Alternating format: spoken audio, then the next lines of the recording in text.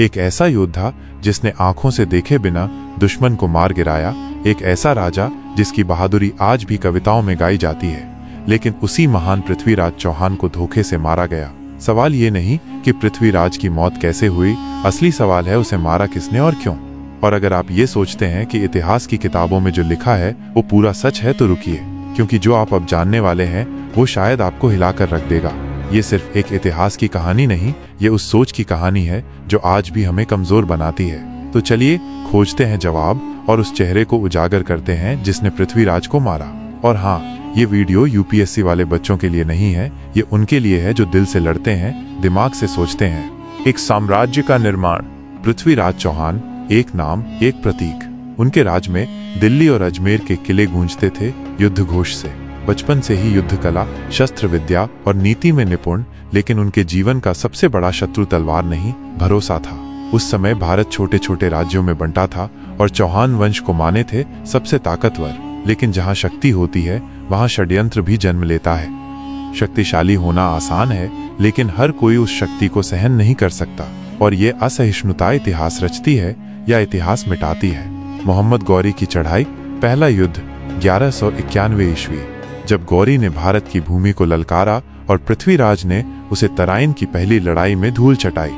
गौरी को बख्श दिया गया, एक राजा की तरह, एक क्षत्रिय धर्म निभाते हुए। लेकिन क्या ये दया उनका सबसे बड़ा अपराध थी जिसे पृथ्वीराज ने माफ किया? शायद यही सबसे बड़ी गलती थी पृथ्वीराज सिंह चौहान के लिए। क्या वही अगली बार उनके लिए काल बनकर लौटा? गौरी की वापसी और दूसरी तराइन की लड़ाई 1192। मोहम्मद गौरी फिर आया, लेकिन इस बार अकेला नहीं। भारत के कुछ ही राजा पृथ्वीराज के साथ खड़े हुए। राजा जयचंद, जिनसे पृथ्वीराज के रिश्ते कट चुके थे, उन्होंने मदद नहीं की।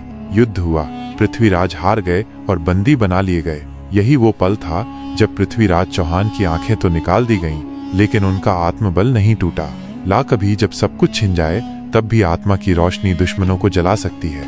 वो आखिरी तीर, एक अंधे योद्धा की जीत। कैद के दौरान गौरी ने मजाक उड़ाया पृथ्वीराज का, लेकिन पृथ्वीराज ने चंद्रबरदाई के साथ मिलकर योजना बनाई। एक प्रतियोगिता रखी गई और जब गौरी सामने आया, पृथ्वीराज ने चंद्रबरदाई के शब्दों के सहारे आंखों से नहीं, आत्मा से निशाना लगाया। एक तीर और गौरी ढेर। लेकिन रुकिए, इतिहास की किताबें यहाँ चुप हो जाती हैं। आगे क्या हुआ जानना चाहते हो? इतिहासकारों की चुप्पी भी कभी कभी बहुत कुछ कह जाती है, बस सुनने वाला चाहिए। तो सवाल ये खड़ा होता है कि पृथ्वीराज सिंह को मारा किसने? जब पृथ्वीराज सिंह की आंखें निकाल लिए जाने के बाद भी उन्होंने शब्दों के इशारे पर मोहम्मद गौरी को ढेर कर दिया, तो आखिर में तो वो कौन था जिसने वीर योद्धा पृथ्वीराज सिंह चौहान को मार दिया? इतिहास दो कहानियां सुनाता है। एक कहती है गौरी ने मारा, दूसरी कहती है पृथ्वीराज ने गौरी को मारा फिर खुद को बलिदान किया। लेकिन सच क्या है?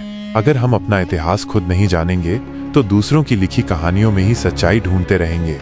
और अगर आप पृथ्वीराज चौहान का पूरा इतिहास जानना चाहते हो तो चैनल पर जाकर पृथ्वीराज चौहान वीडियो जरूर देखना।